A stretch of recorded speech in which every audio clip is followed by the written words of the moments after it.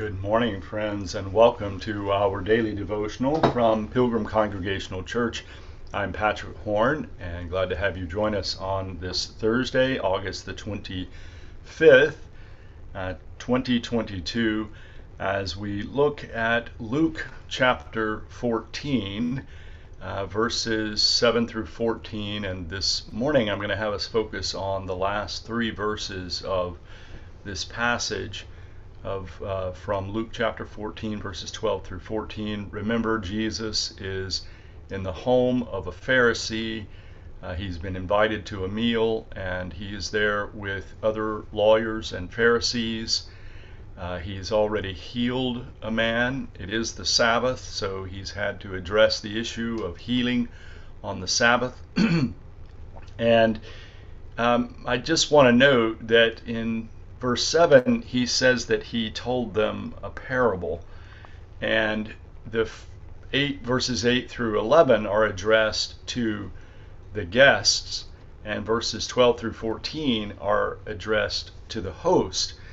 And I think when I originally introduced this or talked about it in Bible study on Tuesday, I may have suggested that these are two different parables, but now I think that it is actually one parable, and that verses 12 through 14 extends the parable that he's already started in verse 8.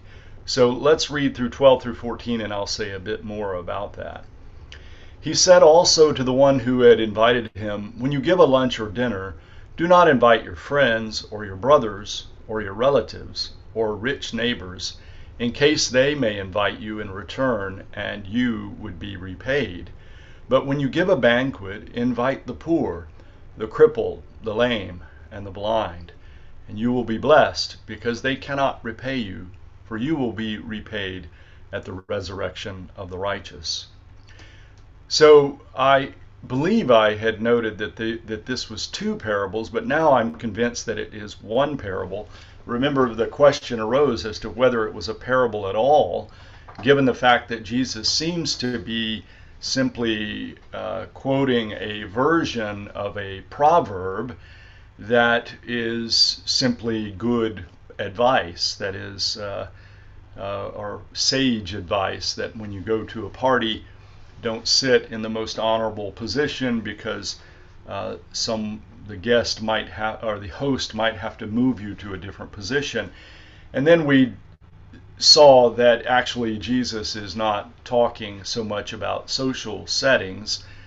He's talking about something much deeper, and that has to do with our relationships to one another, with the world, and how we comport ourselves. And then a very powerful word in verse 11 about humbling ourselves. Well, I think verses 12 through 14 actually extends the parable that Jesus has already started, and confirms further that Jesus is not simply talking about social relationships, but actually saying something that would have sounded, crazy. When you give a luncheon or a dinner, don't invite the people that you usually invite, your friends, your brothers, relatives, or rich neighbors. And he says, in case they may invite you in return. So it's common in many cultures, of course, that when someone gives you a gift or hosts you for a dinner, to return the favor in some way, or to give a gift, there's a sort of feeling of the necessity, the need to repay someone for their gift. Not necessarily because the person is expecting it, but because culturally that is the accepted practice. Well, in this case, Jesus is saying, don't, even if you're not expecting to be repaid, don't invite these people, because they have the ability to repay you. But instead, invite those who do not have the ability to repay you. So Jesus is turning upside down the expectations, not, I think, simply to make a social statement, though certainly there is a strong social statement being made. But I think beyond that, it's about the nature of our relationship to creation, to other people, to the world, to God. That is, what do we value? What are our expectations? And what does it mean to be blessed, which is what I'll talk about tomorrow from verse 14. So I'm going to close this with another prayer from Piercing Heaven, Prayers of the Puritans.